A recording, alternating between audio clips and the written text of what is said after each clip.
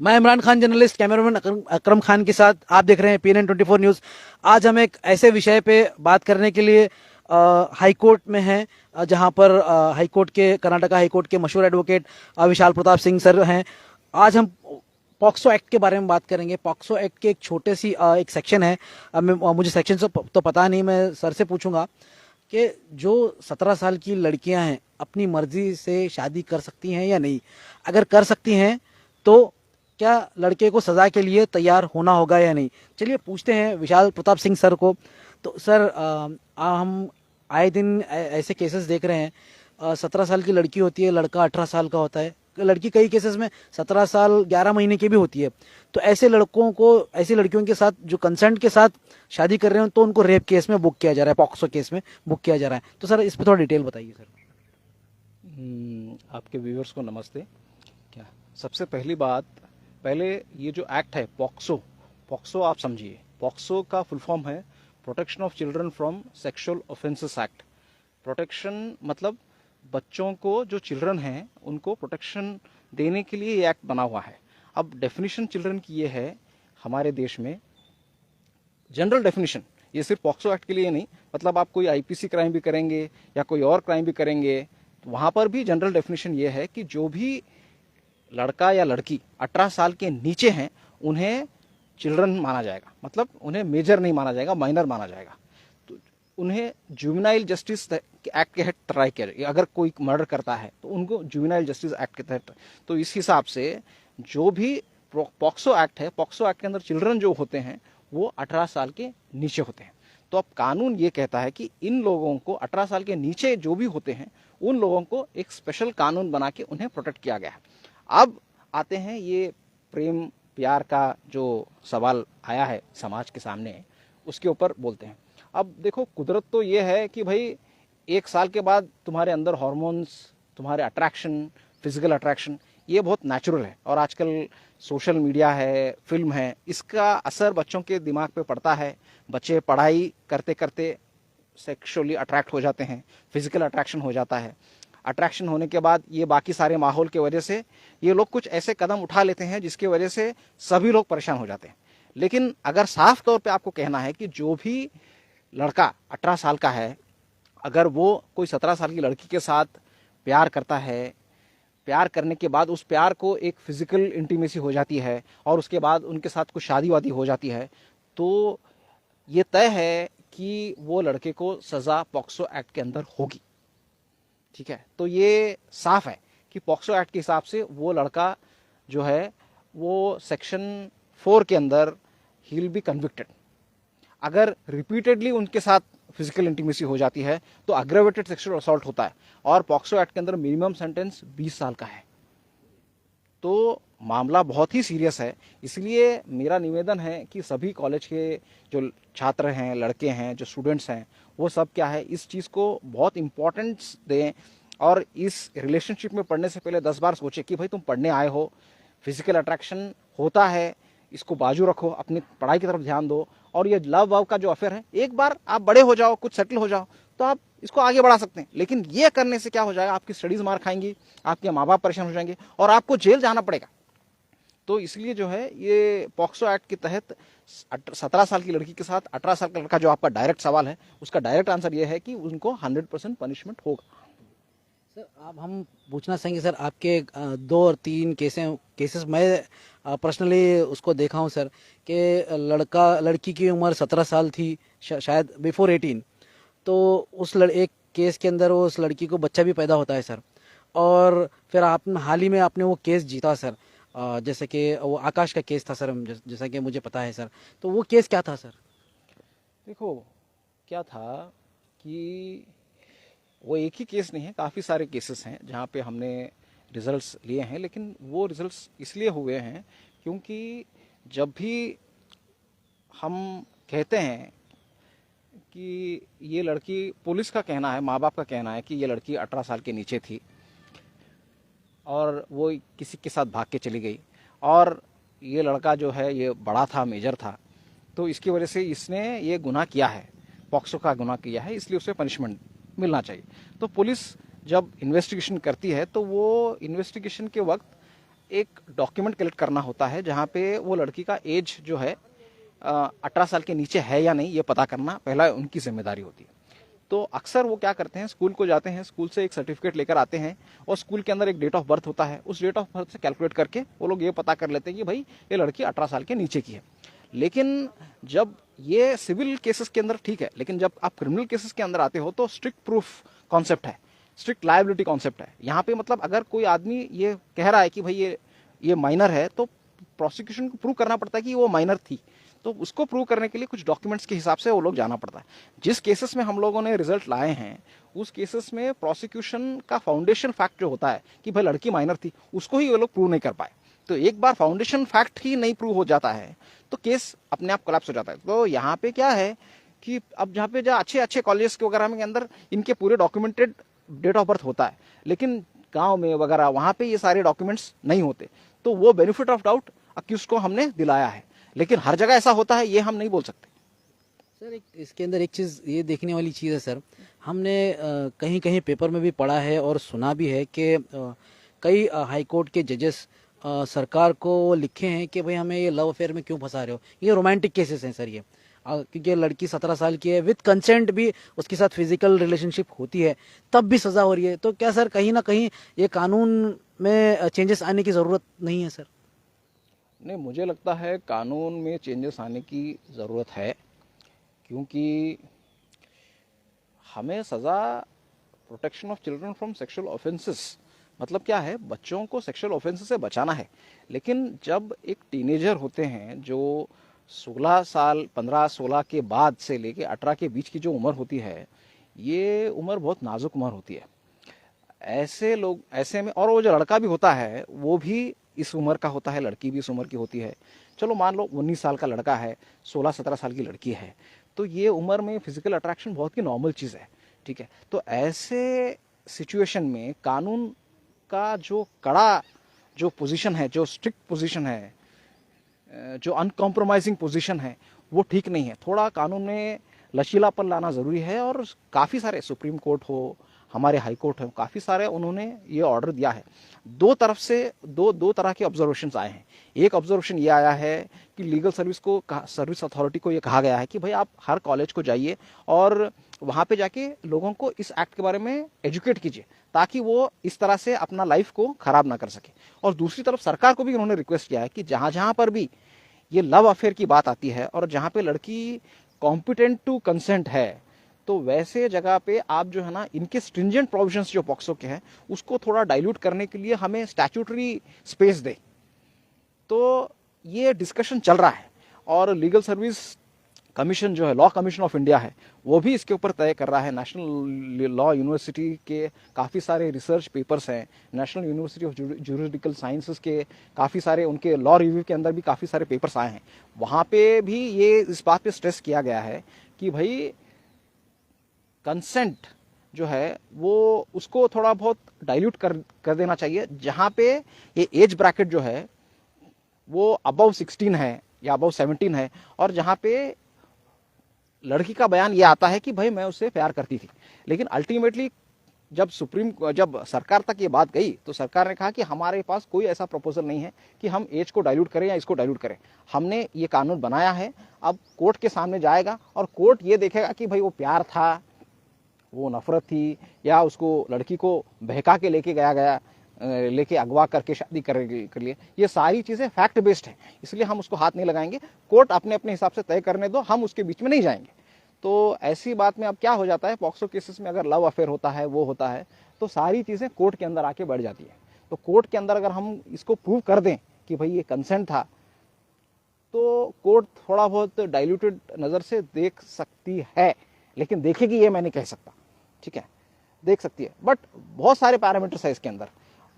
अगर medical report क्या कहता है उसके ऊपर जाता है, और लड़की जिस वक्त, अब ये कोर्ट जब ये बात सुन रही है तो उस वक्त लड़की की उम्र क्या है और आज लड़की का क्या स्टैंड है, उसके ऊपर भी ये सारी बातें जाती हैं। तो काफ़ी सारे वेरिएबल्स हैं इसके अंदर।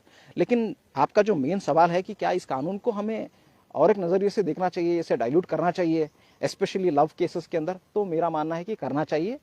ये मुझे लगता है कि कोर्ट भी इसको अलग ढंग से डाइल्यूट कर रहा है, जहाँ जहाँ पे मौका मिलता है, जहाँ जहाँ पे ये लव अफेयर की बात बाहर आती है, वहाँ पे शायद क्वॉशिंग भी हो जाए। मैंने ही करवाए हैं काफ़ी सारे केसेस ऐसे। तो मुझे लगता है कि एक पॉजिटिव डायरेक्शन में जा रहा है, लेकिन सरकार जो है ना इसके ऊपर एक कड़ा कानून लाना नहीं चाहती, क्योंकि वो नहीं चाहते कि भाई हम कानून अगर ला देंगे तो वापस हम लोग जो है ना 17-18 साल के लोगों की शादियां हो जाएंगी, फिर बाद में जो है ना देश के ऊपर बड़ा समस्या हो सकता है, और एजुकेटेड यूथ जो है ना फैमिली के अंदर चला जाएगा, प्रोडक्टिविटी के अंदर नहीं चला जाएगा। ऐसे काफ़ी सारे उनका जो लॉन्ग टर्म विजन है उसके हिसाब से वो अपना एक स्टैंड बना के रखे हैं, जुडिशरी अपना एक स्टैंड बना के रखा है। देखेंगे ये कब तक चलेगा ये। लेकिन सर अभी जब तक नया कानून नहीं आता है तो तब तक मैं समझता हूँ कि अगर कोई भी ऐसे केसेस में फंसेगा या लव करके या प्रेम विवाह करेगा, अगर लड़की 17 साल की है तो he is liable for conviction. He is definitely liable for conviction. He, क्योंकि कानून स्पष्ट है कि भाई आप बिलो 18 ईयर्स के जो हैं वो अगर इवन कंसेंट भी देती है तो that is not a consent.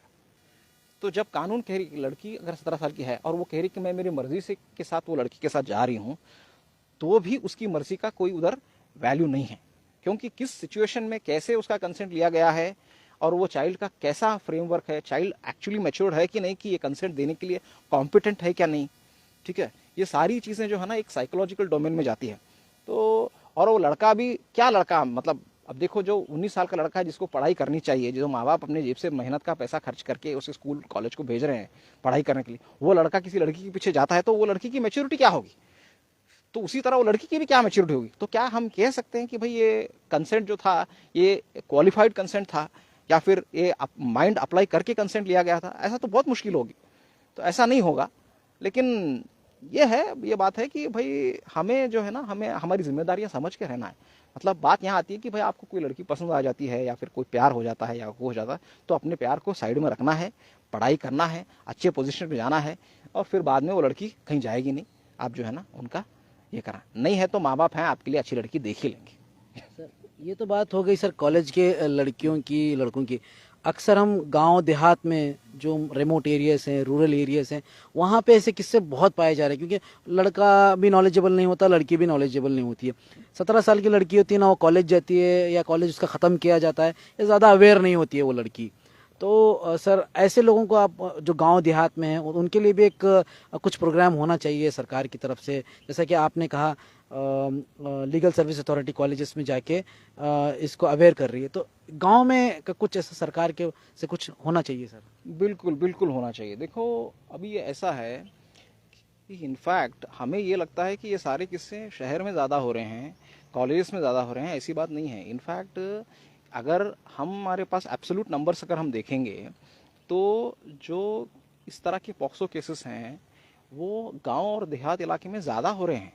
यहाँ पे कॉलेजेस के अंदर जो लोग हैं लगभग जानते हैं कि भाई हमें पनिशमेंट होगा, हम लोग को अवॉइड करना चाहिए ये चीज़।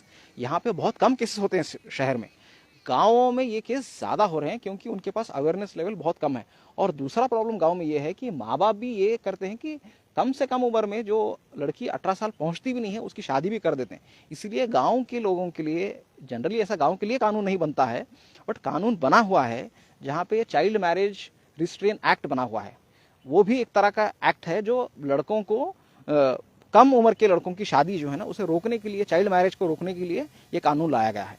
लेकिन ये कानून की जानकारी, देखो कानून लाना बहुत ईजी है, आप पार्लियामेंट में बैठो, कर्नाटक लेजिस्लेटिव हाउस में बैठो, कानून पास कर देते हो। लेकिन कानून का सही जो इफेक्ट है तब होगा जब लोगों को इसके बारे में नॉलेज हो, और डिस्ट्रिक्ट लीगल सर्विस अथॉरिटी हो, गवर्नमेंट हो, पुलिस हो, एडवोकेट्स हो और सिविल सोसाइटी के जो लोग हो, वो लोगों का दायित्व बनता है कि वो हर गांव जाएं, इसके ऊपर कैंपेन करें, लोगों को अवेयरनेस दें, लोगों को समझाएं। अभी आपका भी प्रोग्राम था, आप भी जो आए हैं, ये जो सोशल मीडिया का जो यूज़ करके आप जो मैसेज दे रहे हो लोगों को, ये एक टाइप का अवेयरनेस प्रोग्राम है। अभी लोगों को पता चल जाए कि भाई ये क्या चीज़ है। तो इस तरह का अवेयरनेस प्रोग्राम जो है ना आपके तरफ से आप वॉलंटरी कर रहे हो अपने तरफ से, लेकिन सरकार को इसके अंदर जो है ना बड़ा काम करना बहुत ज़रूरी है।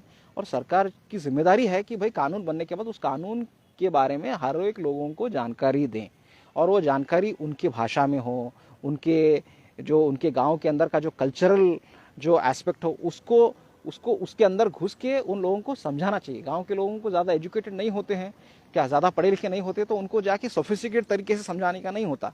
उन्हें उनके लेवल पे नीचे उतर के उनको ये इसके बारे में अवेयरनेस देना पड़ता है, और अवेयरनेस देने के बाद भी हमारे पास कंसिस्टेंटली वो अवेयरनेस सही ढंग से आई है कि नहीं वो भी टेस्ट करना पड़ता है। आप एक प्रोग्राम कर देंगे, बजट आपका आ जाएगा, आप एक स्टेज बनाएंगे और बोल देंगे कि भाई ये मत करो वो मत करो, और आप गाड़ी में बैठ कर चले जाएंगे, तो नहीं होगा। आपको कंसिस्टेंटली वो वहाँ पे हो रहा है, और स्टैटिस्टिक्स भी बताते हैं कि भाई कहाँ पे सबसे ज़्यादा प्रॉब्लम है तो वहाँ पे ज़्यादा फोकस करना है आपको, कहाँ पे कम हो रहा है तो वहाँ पे कम हो रहा है, तो वहाँ पे अवेयरनेस लेवल कैसे बढ़ा, तो वहाँ का जो अच्छा प्रैक्टिस है उसको गाँव तक हमको ले जाना है। तो ये सारे काम जो है ना, सरकार का बहुत बड़ा रोल है, और डिस्ट्रिक्ट लीगल सर्विस अथॉरिटी का बहुत बड़ा काम है।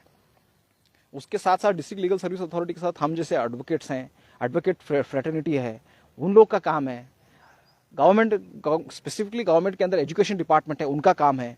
पब्लिक ब्रॉडकास्ट जो न्यूज़पेपर्स हैं वो लोग के अंदर वो लोग भी आर्टिकल्स लिखना चाहिए, ताकि जो ये लोग हैं वो पढ़ सकते हैं। स्कूल के जो टीचर्स हैं, जो गांव में जो टीचर्स हैं, वो लोग यहाँ शहर से गांव में जाके अपने बच्चों को पढ़ाते हैं वो लोग गांव के।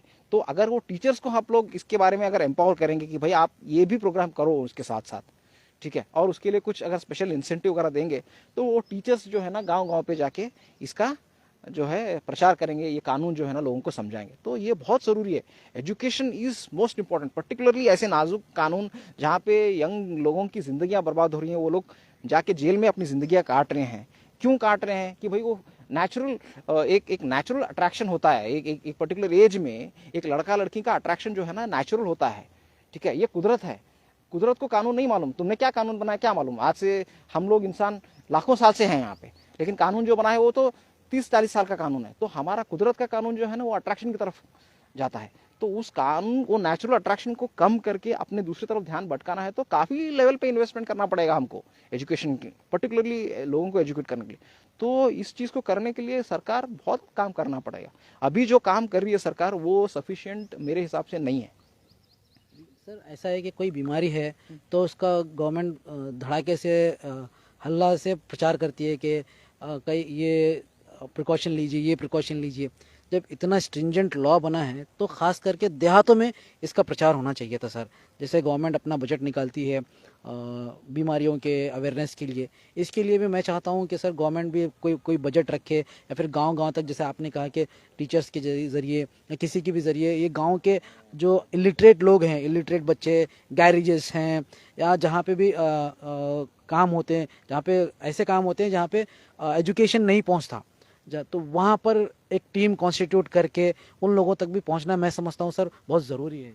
बिल्कुल बहुत ज़रूरी है। देखो सरकार तो अपनी तरफ से है ही है, सरकार के बाद नॉन गवर्नमेंटल ऑर्गेनाइजेशन होते हैं, एनजीओज, वो लोग जो है ना इसका काम संभाल सकते हैं। हमारे रिलीजियस ऑर्गेनाइजेशंस भी बहुत स्ट्रांग है। गाँव के अंदर अगर हम देखेंगे तो वहाँ पे मठ होते हैं गांव के, उनका एक टेंपल होता है, या वहाँ पे एक छोटा सा मठ होता है, वहाँ पे एक स्वामी जी होता है, वो उन लोगों को, वहाँ के लोगों को गाइड करते हैं। तो इन हमें क्या है कि हम ये जो है ना, हम ये जो चैनल है ये एस्टैब्लिश चैनल्स हैं कम्युनिकेशन के, तो हमको इन चैनल्स को एक्सप्लॉइट करना चाहिए। हमें वो गांव के, अभी हमारे गुलबर्गा के अंदर देखिए जितने स्कूल नहीं होंगे उतने मठ हैं यहाँ पे, और बहुत सारे स्कूल्स ये मठ के लोग ही स्टार्ट करते हैं। रिलीजियस पॉन्टिफ्स जो होते हैं, सीयर्स जो होते हैं, वो लोग स्कूल्स के प्रोग्राम स्टार्ट करते हैं, वो लोग स्टार्ट करते हैं। तो हम ये चैनल को एक्सेस करके लोगों तक अगर हम ये बात पहुँचाएंगे तो एक पॉजिटिव चेंज हम ला सकते हैं। इसके अंदर सबसे बड़ा काम नॉन गवर्नमेंटल ऑर्गेनाइजेशन का है, सरकार का है, न्यूज़पेपर वालों का है, और डिस्ट्रिक्ट लीगल सर्विस अथॉरिटी का है, और इसके साथों साथ जो है ना न्यूज़पेपर ब्रॉडकास्टिंग करना है। और अभी जो नया मीडिया आ रहा है, जो यूट्यूब है, आजकल सभी तरफ सब लोग यूट्यूब पे चैनल्स वगैरह बहुत सारे देख रहे हैं, तो ये, और लोकल न्यूज़ जो है ना कोई भी न्यूज़पेपर से नहीं ले रहा, आजकल यूट्यूब से ही ले रहा है। जो लोकल चैनल जैसे आपका चैनल है, आपकी डिजिटल मीडिया है, तो यहाँ से ले रहे हैं। तो यहाँ पे ऐसे प्रोग्राम करने से लोगों के अंदर थोड़ा बहुत एक दिमाग में ये आ जाएगा कि भाई ऐसा कानून है, हमें इससे बहुत सतर्क रहना चाहिए, और अगर फिजिकल अट्रैक्शन है या ये है तो हमें अपने आप को कंट्रोल करना चाहिए, और हमारा जो गोल है उस तरफ हमें ध्यान देना चाहिए। तो ये इस तरह से करना बहुत ज़रूरी है। और गवर्नमेंट ये जो काम कर रही है उनके लिए थोड़ा बहुत बजटरी अलोकेशन भी करना चाहिए।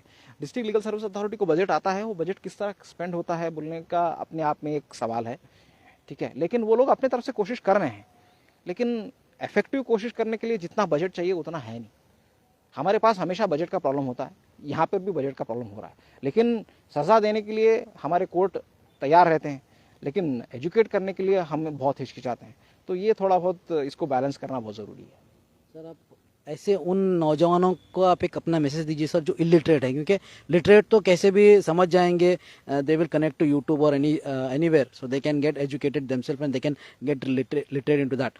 बट हम चाहते हैं कि सर आपके ज़रिए से, क्योंकि आप एक एडवोकेट हैं सर, तो अगर आप बोलेंगे तो बहुत ही इफेक्ट पड़ेगा सर। जो ऐसे लोग आजकल यूट्यूब वो लोग भी यूज़ करते हैं जिनको पढ़ना नहीं आता, तो हम चाहते हैं सर आपके ज़रिए से ऐसे जो लड़के हैं जो पढ़ना लिखना नहीं जानते लेकिन ऐसे केसेस में इन्वॉल्व होके जेल में सड़ रहे हैं, तो आप उनको भी अपना एक मैसेज दीजिए सर। देखो, मेरा मैसेज तो सिंपल है, कानून साफ है कि भाई आप 18 साल के नीचे के लड़का हो या लड़की हो, ये जेंडर न्यूट्रल कानून है, सिर्फ लड़की ही नहीं, अगर 18 साल के नीचे का लड़का के साथ भी अगर कोई 19-20 साल की औरत शादी कर लेती है तो वो औरत को भी पनिशमेंट होगा। ये जेंडर न्यूट्रल है ये लॉ, ठीक है। तो ये हम लड़की ही बोल के नहीं, दोनों तरफ भी ये पनिशमेंट होने के चांसेस इसके अंदर हैं। बट ऐसा नॉर्मली मतलब बाहर जो दिखता है वही कानून हम समझते हैं, लेकिन ये इससे gender neutral law number 1। Number 2 क्या है, आप ये समझिए कि 18 साल के नीचे हमको ये इस तरह के फिजिकल इंटीमेसी कानून रिकग्नाइज नहीं करता।